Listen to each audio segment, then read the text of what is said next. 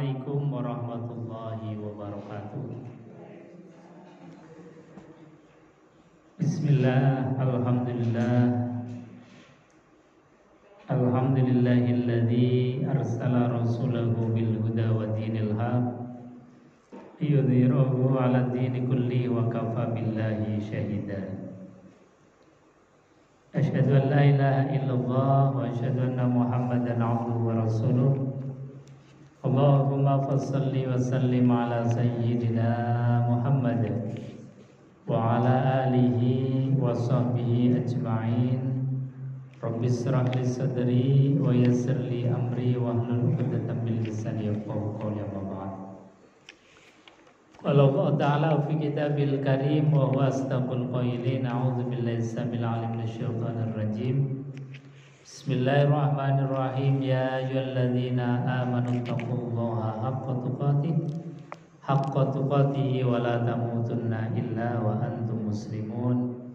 Shadaqallahul azim wa sadaqa rasuluhul karim wa nahnu ala dzalika minasyahidin walhamdulillahi rabbil alamin.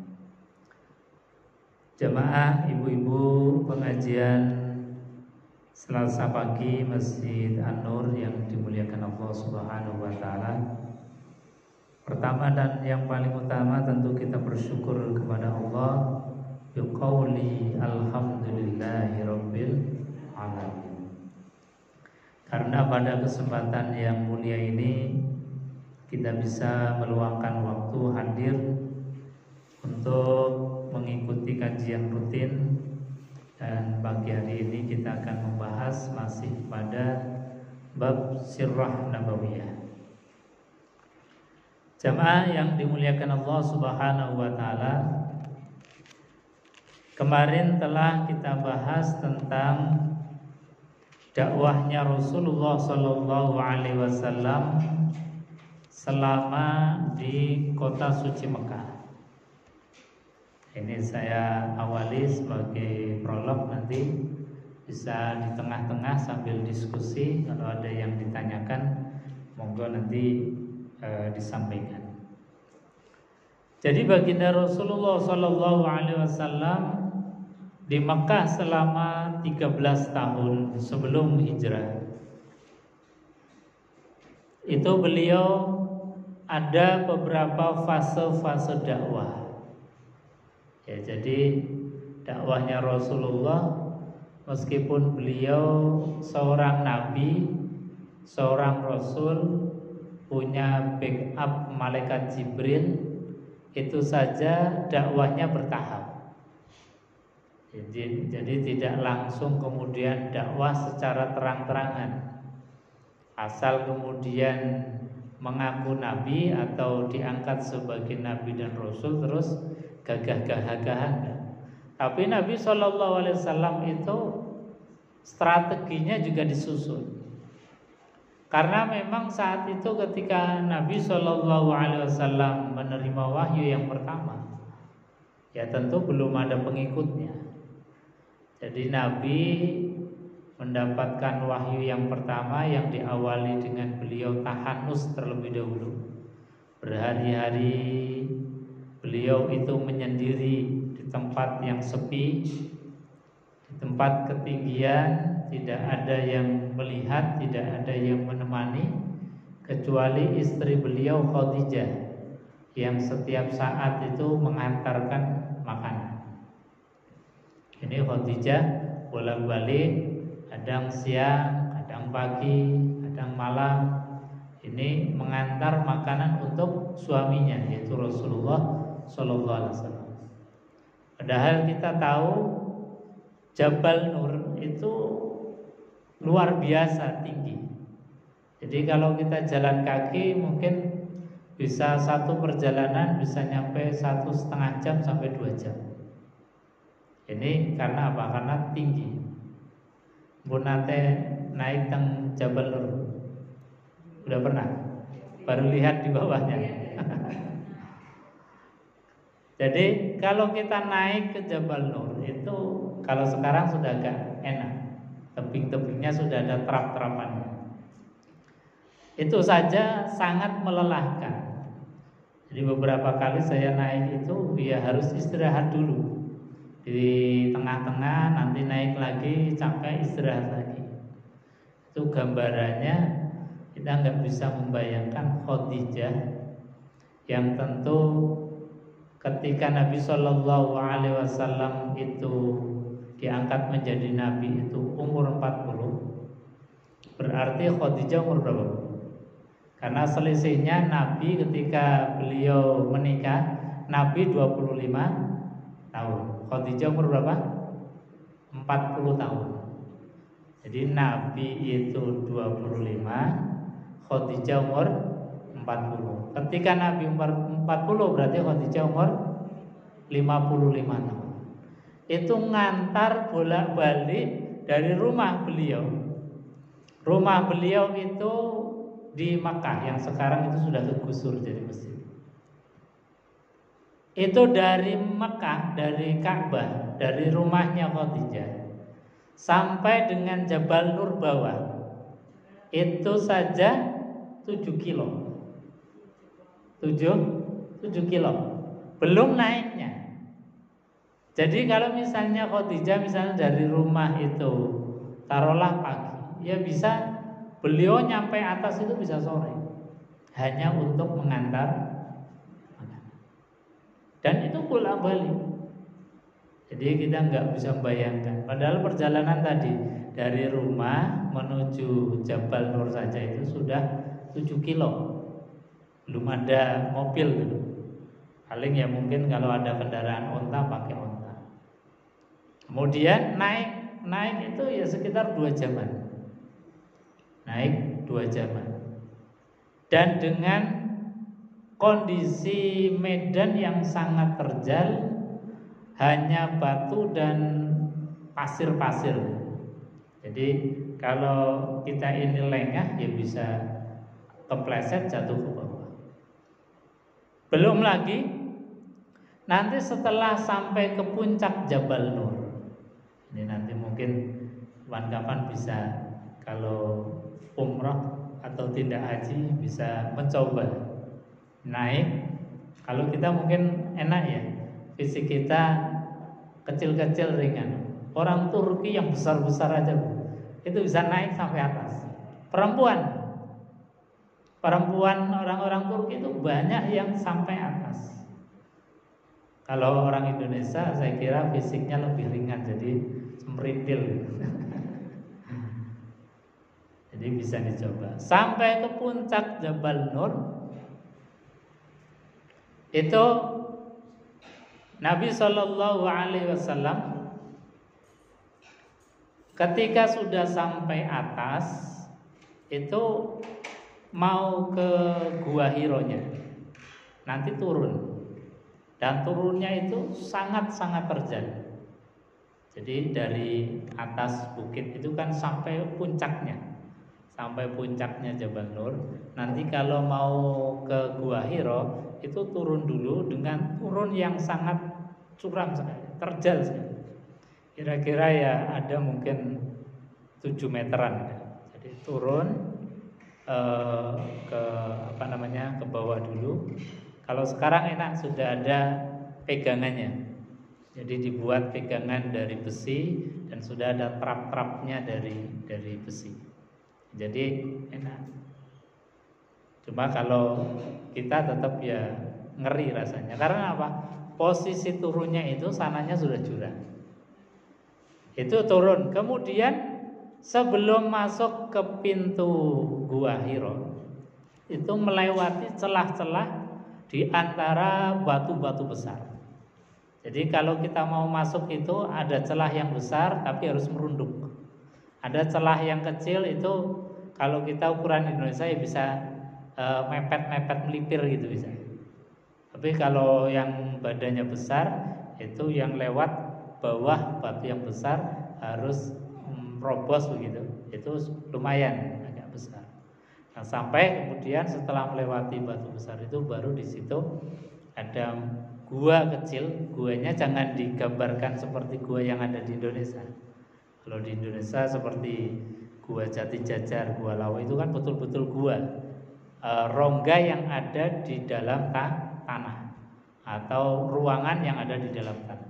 Kalau gua yang ada di sana seperti gua Hiro itu adalah tumpukan batu saja. Jadi batu besar semendeh numpuk ke batu sebelahnya.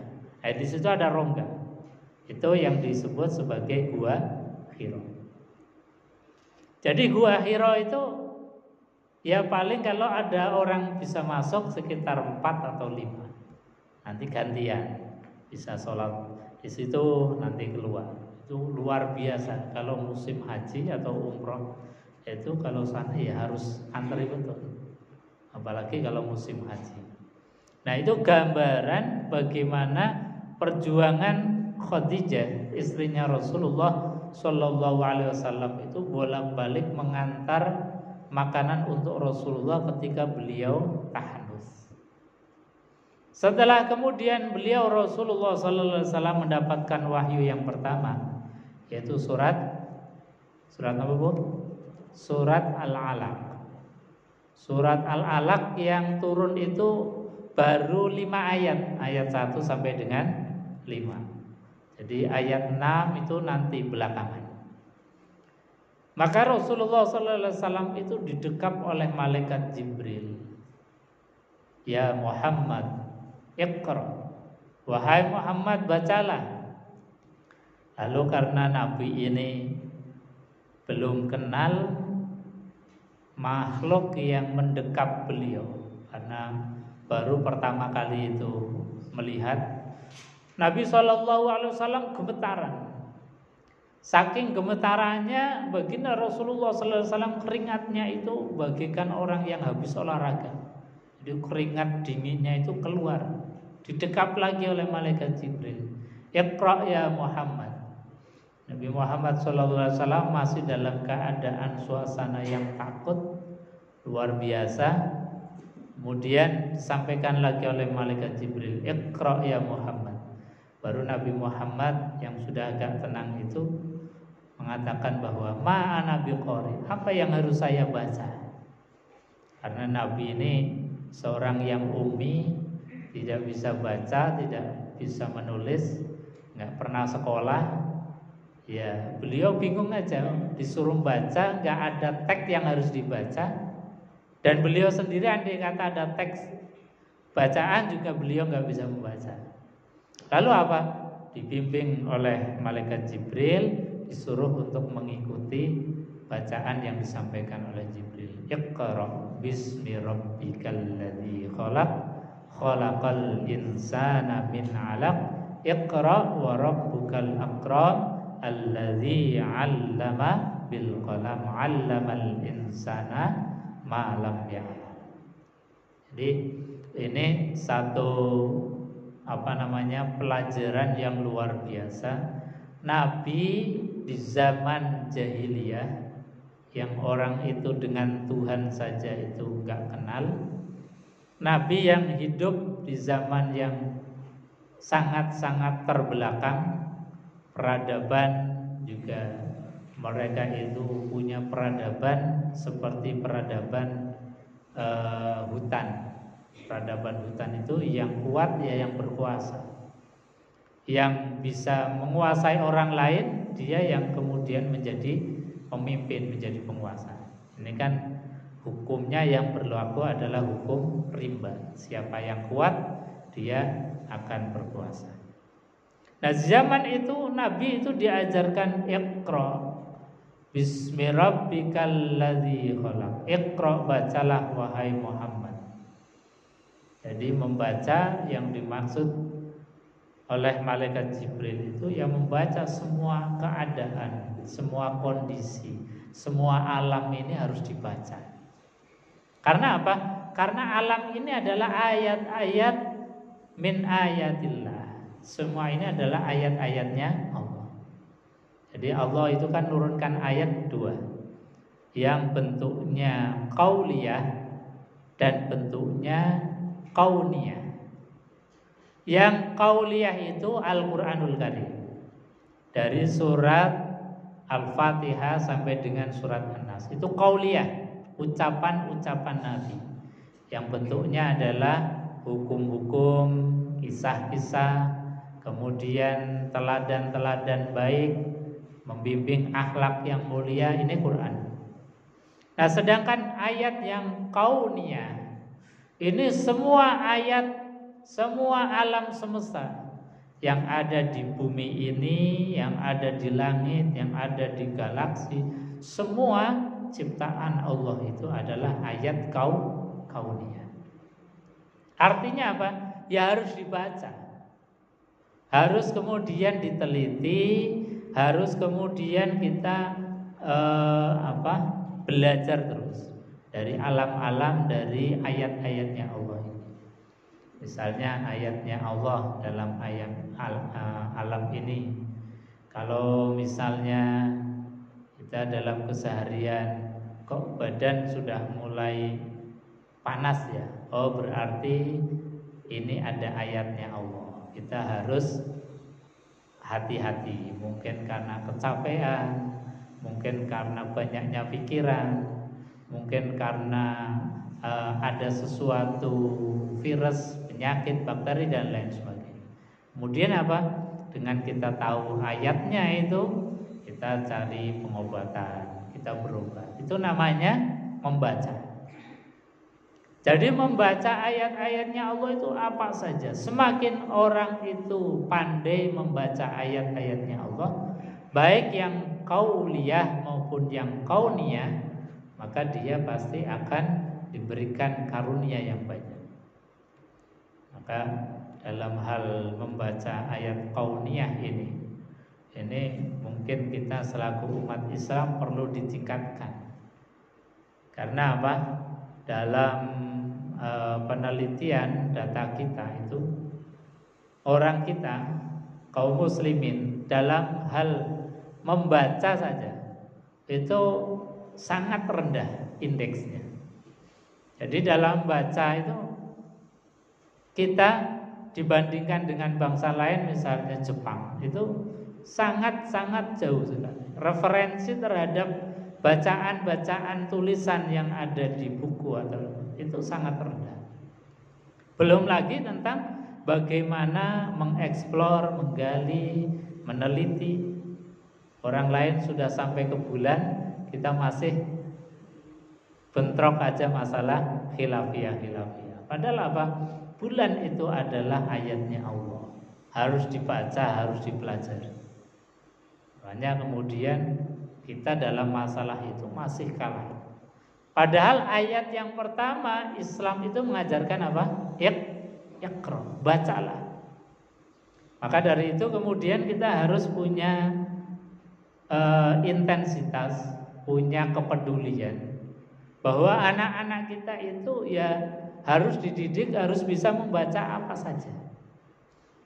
Kadang-kadang kita sering salah paham kalau anak misalnya sekolah SMA atau kuliah bidang-bidang yang umum itu seperti bukan belajar agama. Seolah-olah dia nggak belajar agama. Karena ada framing kayaknya ada ilmu agama, ada ilmu umum. Sehingga ketika anak-anak kita lagi belajar ilmu umum, kayaknya sepertinya nggak belajar agama. Padahal itu semua ilmu itu ya semuanya agama. Misalnya anak kita belajar antropologi, itu sebetulnya ya lagi belajar agama. Anak kita belajar kedokteran, dia lagi belajar agama. Karena apa? Lagi mempelajari ayat-ayatnya Allah, mungkin tentang anatomi tubuh, mungkin tentang seluk-beluk bagaimana penyakit dan bagaimana proses penyembuhannya. Ketika mempelajari astronomi, bagaimana bisa mengenal bintang gemintang, benda-benda langit, sehingga apa? Kita bisa mengetahui dengan astronomi, kita ketahui ada penerbangan. Dengan klimatologi kita bisa mengetahui oh cuacanya begini. Sehingga apa? Kita dinamis sekali. Tanpa itu ya kita akan kembali hanya berkutat kepada ayat-ayat yang qauliyah saja, yang sepertinya itu agama. Padahal agama bukan hanya itu, sangat luas sekali. Maka ini kemudian harusnya ketika anak-anak kita itu belajar apapun didorong. Yang penting prinsipnya bertauhid, asyhadu alla ilaha illallah wa asyhadu anna muhammadar rasulullah, salatnya dijaga, sudah. Itu sudah Islam yang baik. Kemudian kita belajar sesuai dengan kemampuan dan keinginan kita, passion kita. Passionnya kita apa? Passionnya kedokteran ya kedokteran, passionnya teknik ya teknik. Dan itu semuanya adalah agama. Jadi tidak ada pemisahan dikotomi antara ilmu agama dan ilmu umum.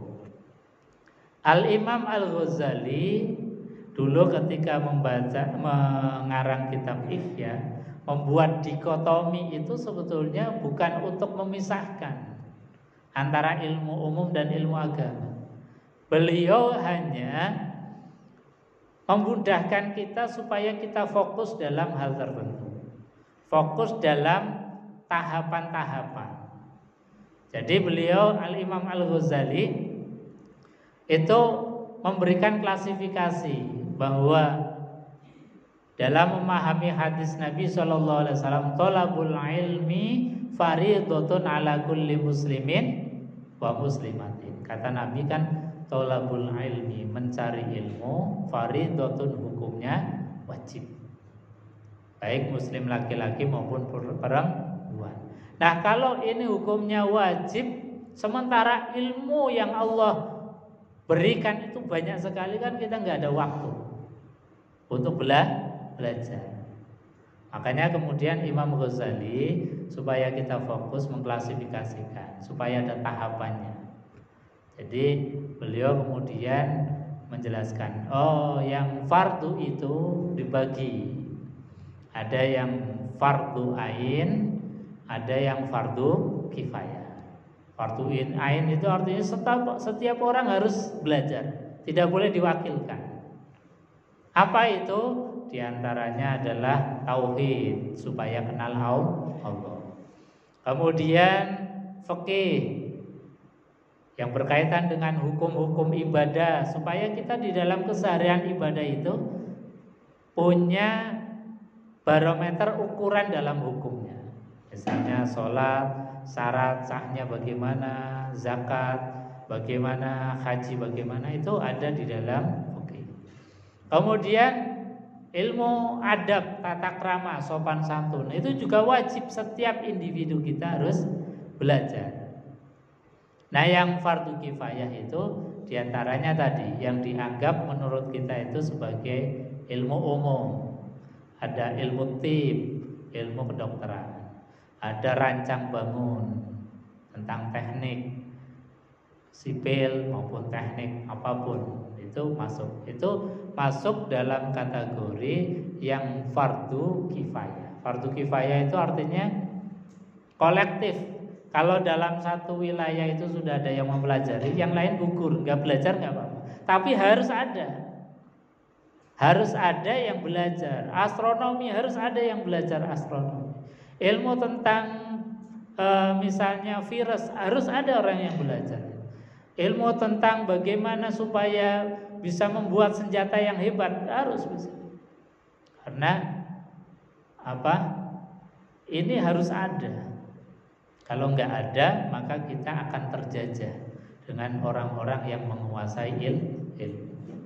Apalagi kita di zaman teknologi IT yang luar biasa. Ini kalau umat Islam hanya menggantungkan IT-nya kepada mereka-mereka non-muslim, orang yang tidak punya kepedulian terhadap kemanusiaan, apalagi tentang agama kita, maka ya kita akan dipermainkan. Ini tentang bagaimana Rasulullah SAW itu hidup di zaman yang demikian, tetapi dikasih wahyu oleh Allah justru tentang ilmu, menghidupkan ilmu. Iqra bismi rabbikal ladzi khalaq. Jadi perintah yang pertama itu justru kita harus belajar, harus menggali, harus meneliti. Tapi bukan hanya menggali dan meneliti saja, harus dilandasi bismi rabbik. Nah, ini yang mungkin membedakan antara kita muslim dengan non-muslim. Kalau mereka non-muslim itu hanya ikro saja. Sehingga apa? Saking bebasnya ikro sampai membuat penemuan misalnya cloning. Sampai-sampai dulu itu manusia mau di-cloning. Dengan penelitiannya mengcloning hewan dulu. Tapi kalau cloning ini kemudian diterapkan di manusia, ini bisa geger. Jadi ada manusia cloning. Dan ini pasti membuat satu peradaban itu tercerabut. Karena apa? Karena tidak akan tahu tentang nasabnya, bapaknya siapa, ibunya siapa. Karena apa? Dengan model cloning. Dan ini pasti akan menjadi kacau di dalam peradaban. Ini sebabnya apa? Karena ada ikro yang tanpa bismi rabbik.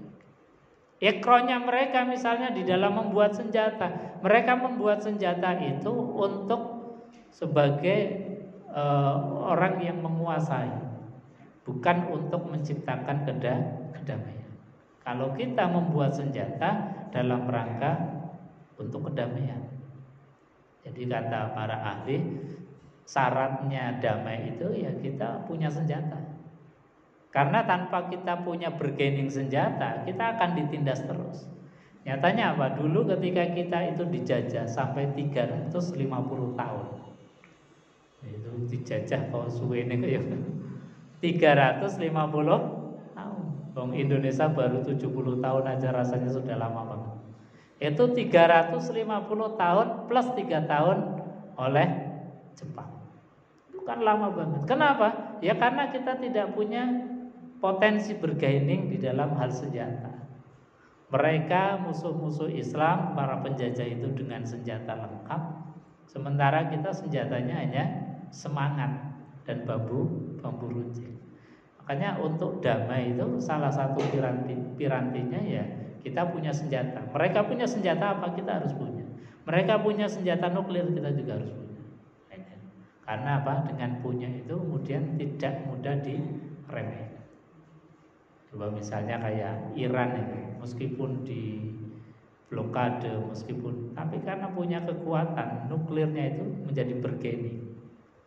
Karena tadi, jadi punya kekuatan apapun itu menjadi bergaining. Ini Rasulullah SAW itu diajarkan di dalam membangun sebuah peradaban. Itu diajarkan Iqra bismi rabbik. Dan ini jauh sebelum ada pencerahan yang dikenal dengan Renaissance yang ada di Prancis. Jadi Nabi itu sudah pencerahan dulu dengan Iqra bismi rabbik. Jadi membaca semua alam semesta, membaca kalam-kalamnya Allah yang dilandasi dengan bismi rabbik, atas nama Allah, itu menjadikan kita itu ilmunya terarah. Tidak liar, tidak bebas. Jadi ilmu yang didasarkan karena keridhaan Allah. Bagaimana supaya peradaban ini tetap tumbuh tetapi dalam keselarasan. Peradaban tetap eksis tetapi tidak kemudian menghancurkan segi-segi kemanusiaan. Itu Iqra bismi rabbik. Soalnya sudah banyak peradaban-peradaban yang maju itu yang tidak karena bismi rabbik maka yang menjadi hancur. Misalnya di zaman Nabiullah Nuh alaihissalatu wassalam dan juga di zaman Nabiullah Lut alaihissalatu wassalam, itu peradaban yang mereka itu menghancurkan sendi-sendi kemanusiaan. Laki-laki suka laki-laki, perempuan suka perempuan. Ini kan menghancurkan peradaban. Karena apa? Peradaban itu nggak akan bisa tumbuh. Karena peradaban tumbuh itu ya wajarnya laki-laki senang sama perempuan. Kemudian ada keturunan, itu lumrahnya. Tapi kemudian dihancurkan dengan peradaban yang kita sebut zaman sekarang itu LGBT. Itu sebetulnya peradaban-peradaban yang atau sebuah hal yang merusak peradaban. Makanya Islam itu maju dengan syarat Iqra bismi rabbik. Jamaah yang dimuliakan Allah Subhanahu wa taala. Jadi Nabi SAW setelah mendapatkan wahyu itu, kemudian beliau berdakwah selama 13 tahun di Mekah dengan beberapa fase. Yang fase pertama itu dengan cara sembunyi-sembunyi, karena beliau baginda Rasulullah SAW tentu secara backup itu belum kuat, belum ada pengikut, belum ada yang melindungi, belum ada kaum atau jamaah beliau, sehingga beliau menyampaikannya ya secara sembunyi-sembunyi. Baru ada beberapa orang yang pertama kali masuk Islam atau percaya bahwa Nabi Muhammad SAW itu adalah istrinya sendiri. Itu siapa Bu? Khadijah. Itu orang yang pertama kali. Bahkan sebetulnya Khadijah itu sudah tahu bahwa suaminya akan menjadi Nabi dan Rasul sebelum Nabi itu diangkat. Karena Khadijah itu pintar dan keluarganya juga keluarga ahli kitab. Pamannya itu seorang ahli kitab, sehingga beliau banyak belajar dari kitab-kitab Taurat, Zabur dan Injil dibaca. Dan di keterangan kitab-kitab itu diterangkan bahwa nanti akan ada nabi akhir zaman yang sifat-sifatnya itu seperti persis Nabi Muhammad SAW. Jadi beliau itu nunggu-nunggu, bahkan kemudian mau diperistri Rasulullah SAW. Bahkan beliau sendiri yang meminang. Jadi yang meminang itu Khadijah, karena beliau tahu persis ini pemuda ini bukan sembarang orang. Ketika dipercaya dagangannya, Khadijah itu laku luar biasa. Jadi karena apa? Karena jujurnya, karena amanahnya, kemudian menjadikan mantap, oh ini orang bukan sembarang orang. Khadijah sangat tahu persis. Maka ketika beliau itu menikah dengan Nabi Muhammad dari umur 25 tahun, kok ditunggu-tunggu gak ada kabarnya. Kapan wahyu akan turun? Makanya Nabi Muhammad ketika tahanus, beliau semangat untuk ngantar makanan, karena tadi sudah ciri-cirinya itu tampak. Jadi beliau juga mengantar makanan semangat. Sampai ketika Nabi mendapatkan wahyu yang pertama, Iqra dalam keadaan menggigil, pulang ke rumah dalam keadaan pucat itu, dengan mengatakan zammiluni, selimuti aku. Itu Khadijah senang. Karena apa? Wah, ini kayaknya sudah mulai, tanda-tandanya sudah tampak. Kemudian apa? Disampaikan konsultasi kepada paman beliau yang ahli kitab, bahwasanya ini yang datang bukan jin, bukan setan, tapi ini yang datang adalah malaikat Jibril yang juga datang kepada nabi-nabi sebelum Muhammad SAW. Sehingga ini Khadijah semakin yakin, wah ini betul-betul suamiku adalah seorang nabi dan seorang rasul. Makanya ketika kemudian Nabi menyampaikan tentang kejadian itu, langsung ikrar bahwasanya Khadijah langsung percaya ini adalah nabi yang terakhir.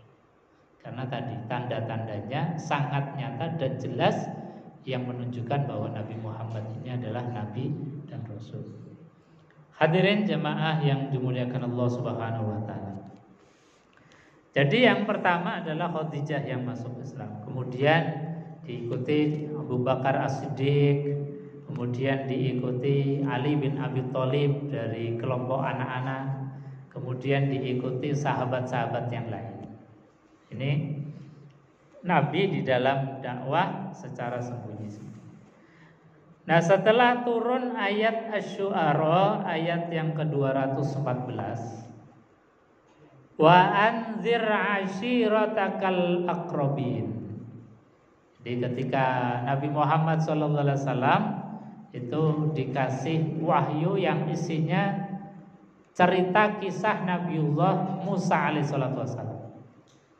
Jadi Nabiullah Musa alaihissalam itu kisahnya diceritakan kepada Nabi Muhammad menjadi wahyu yang menjelaskan bahwa Nabi Musa itu seorang nabi dan rasul yang dakwahnya luar biasa, mendakwai seorang pimpinan yang punya kuasa yang mutlak, otoriter, punya tentara yang sangat banyak, bahkan dikenal sangat sadis. Ini Fir'aun. Dan Nabi Musa itu diskenario oleh Allah jalan hidupnya untuk mendakwai Fir'aun. Dari mulai Musa kecil itu beliau lahir sudah dalam keadaan Fir'aun itu dalam keadaan panik. Paniknya apa? Paniknya karena Fir'aun itu mimpi bahwa kekuasaannya itu akan hancur. Setelah dikonsultasikan ke tukang-tukang sihir, dukun-dukunnya Fir'aun, ini kemudian disampaikan bahwa supaya tidak terjadi kehancuran di dalam kerajaannya Fir'aun, maka orang-orang Bani Israel yang punya anak laki-laki itu harus dibunuh. Ini kan paniknya luar biasa. Jadi seorang penguasa yang sangat dikdaya, penguasa yang adidaya, otoriter, tapi hanya karena mimpi itu sudah panik. Dibuktikan apa? Ada keputusan perintah bahwa setiap orang Bani Israel yang punya anak laki-laki harus dibunuh. Nah, di zaman itu Musa lahir. Tentu ibunya panik. Musa lahir, ini laki-laki, ini kalau konangan tentaranya Fir'aun pasti dibunuh. Maka dengan ilham yang Allah berikan kepada ibunya Musa, kemudian disuruh Musa ini dihanyutkan di sungai. Ya, karena Allah yang sudah memerintahkan, yang skenario, ya akhirnya selamat juga. Yang menyelamatkan siapa? Istrinya Fir'aun, Asia.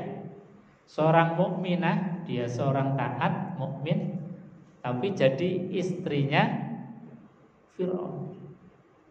Akhirnya apa? Kemudian Musa kecil ini dirawat oleh Asia.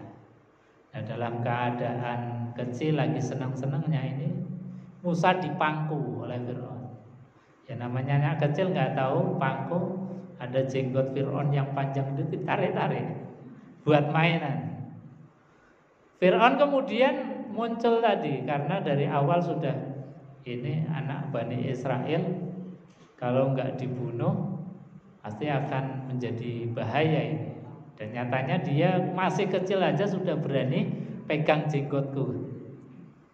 Akhirnya apa? Ini dibunuh aja. Akhirnya Musa kecil itu dikasih dua pilihan. Padahal masih kecil banget, masih balita. Dikasih dua pilihan. Satu, nampan itu berisi bara api, yang satunya diisi roti. Atau sebagian riwayat diisi buah-buahan seperti apel. Ya awalnya anak kecil itu ya pengennya ngambil yang nyeneng, kayak ada buah-buahan kan, ada yang merah, ada yang kuning, rasanya di mata itu ya pengennya diambil.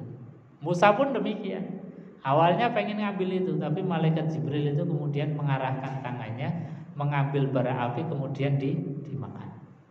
Itulah yang kemudian Nabi Musa menjadikan lisannya itu celat, nggak bisa ngomong secara jelas, jadi cedek.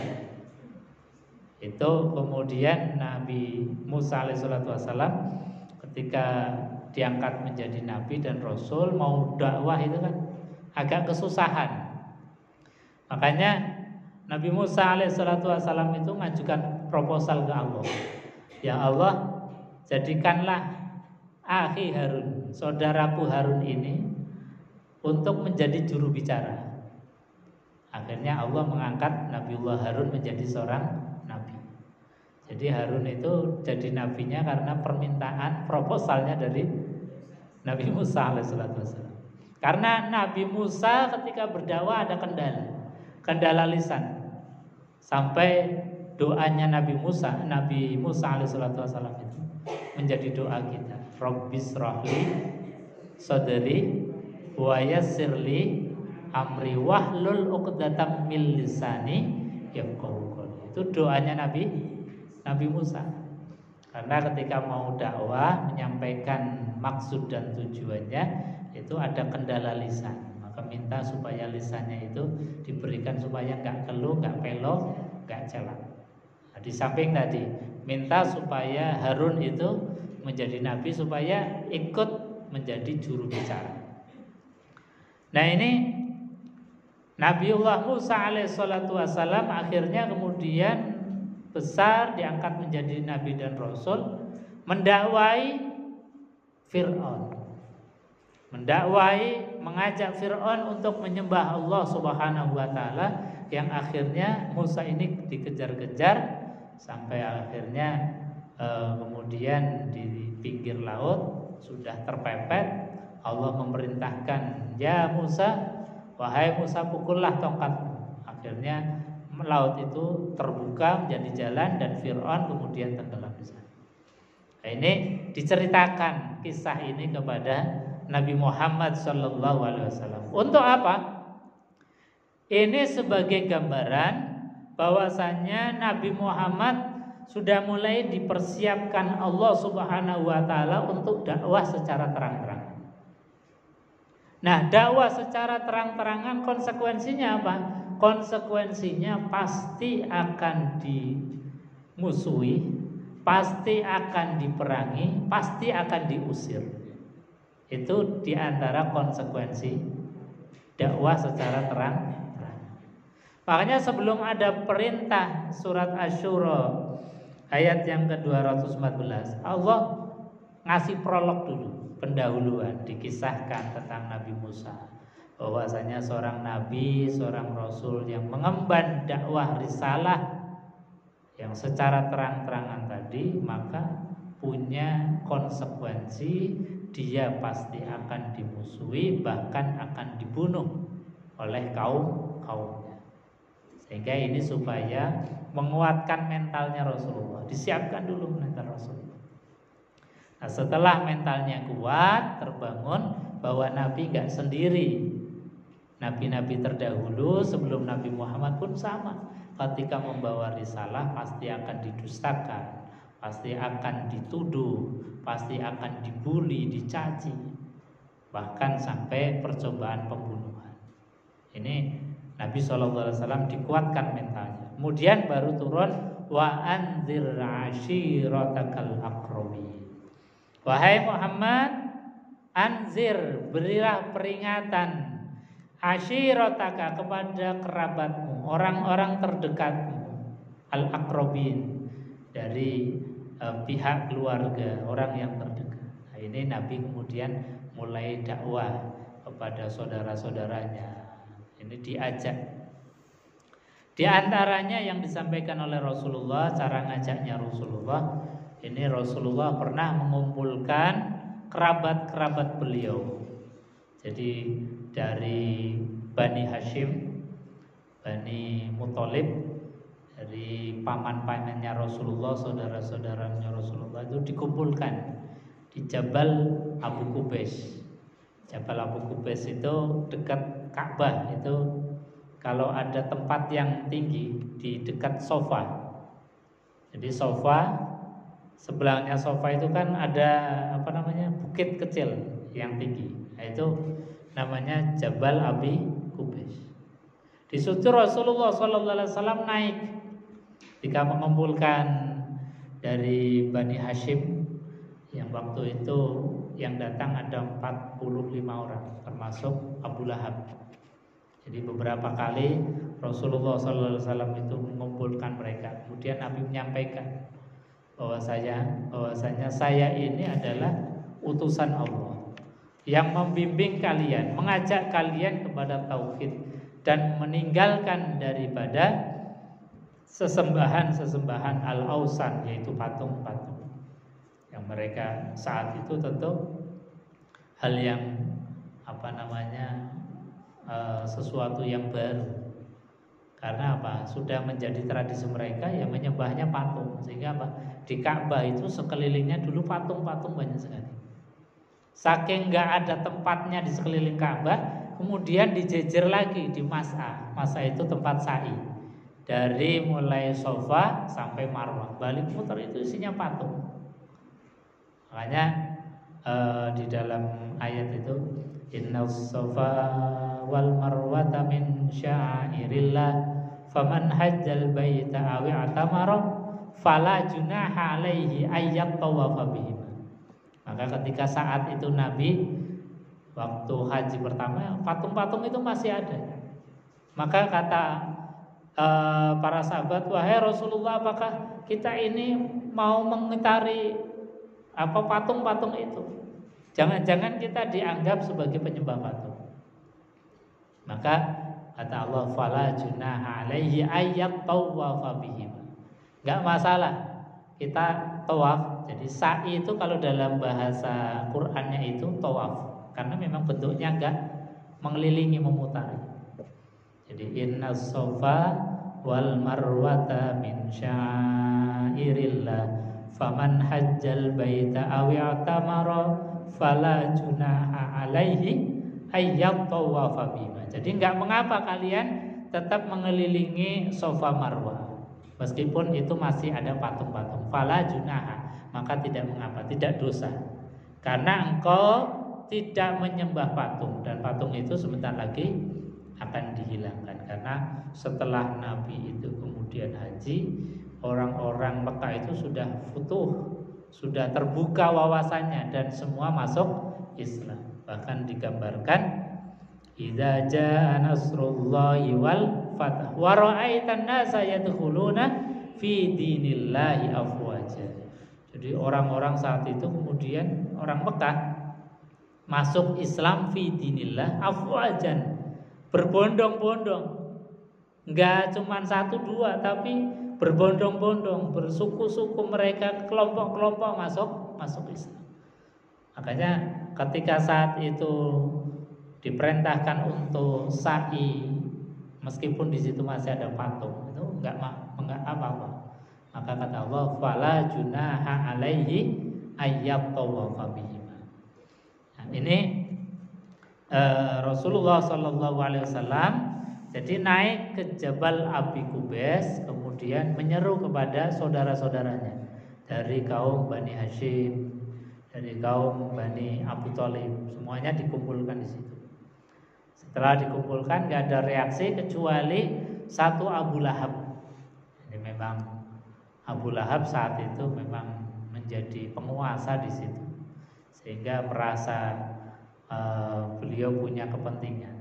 Setelah bubar, kemudian Abu Lahab ini mengatakan bahwa, wahai Muhammad, apakah untuk ini kami semua dikumpulkan? Maka beliau kemudian mencaci Rasulullah, celaka wahai Muhammad. Maka setelah itu kemudian turun ayat tabbat yada abi lahabiu wa ma aghna anhu maluhu wa ma kasab sayasla naran dzatal lahabiu wa imra'atu hammalatal hatab fi jidha hablum min masad. Jadi Quran ini turun kadang-kadang memang menjawab satu permasalahan, kadang-kadang meluruskan satu peristiwa, Kadang-kadang juga membela Rasulullah SAW ketika Rasulullah dalam keadaan terdesak. Seperti Nabi itu kemudian dibully, dicaci oleh Abu Lahab. Celaka engkau Muhammad, masa hanya karena ini kita semua itu dikumpulkan. Padahal Nabi SAW ketika menyampaikan itu semuanya itu percaya. Jadi Nabi mengatakan, wahai saudara-saudaraku, andai kata aku mengatakan bahwa di balik bukit ini ada musuh yang akan menyerang kita, apakah kalian percaya? Maka dijawab oleh mereka, percaya, kami percaya karena engkau adalah Al-Amin, karena engkau adalah orang yang paling dapat dipercaya, karena engkau adalah orang yang tidak pernah berdusta, apapun yang kau ucapkan pasti benar. Maka Nabi mengatakan bahwasanya kalau begitu maka saya sampaikan bahwasanya inni Rasulullah ilaikum, aku ini sebetulnya utusan Allah untuk kalian. Ini Rasulullah, saya ini adalah utusan Allah, rahmatan lil alamin, yang menjadi rahmat alam semesta. Ini mereka percaya karena apa yang mengucapkannya Rasulullah Muhammad SAW, orang yang tidak pernah berdusta, orang yang tidak pernah berbohong. Nah, cuman satu ini aja, Abu Lahab, bahkan sampai kemudian mencaci Rasulullah. Wailu ya Muhammad, wailaki ya Muhammad, celaka engkau Muhammad, celaka engkau Muhammad. Hanya karena inikah kalian mengumpulkan aku? Hanya karena inilah kamu mengumpulkan kita semua ini. Maka kemudian Allah membela Rasulullah SAW. Akhirnya apa? Turun wahyu tabbat yada Abi Lahab. Yang celaka bukan Muhammad, tapi celakalah tangannya Abu Lahab. Tabbat yada Abi Lahab wa tab ma aghna anhu maluhu wa ma kasab. Semua yang diusahakan oleh Abu Lahab, baik hartanya, baik anak-anaknya, itu nggak akan berguna sama sekali. Karena apa? Karena mereka Abu Lahab ini semasa hidupnya hanya menghalang-halangi dakwahnya Rasul, hanya mencaci Rasulullah Sallallahu Alaihi Wasallam. Nah, ini Abu Lahab. Jadi Abu Lahab mencaci Rasulullah, tapi Allah yang nggak terima kemudian membela Rasulullah. Tabbat yada Abi Lahab wa tab ma aghna anhu maluhu wa ma kasab sayasla naran dzatal lahabi wa imra'atuh hammalatal hatab fi jidha hablum min masad.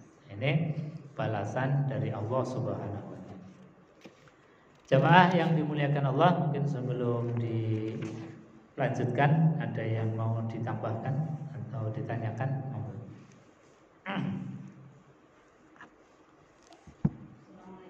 Nggih, monggo. Waalaikumsalam.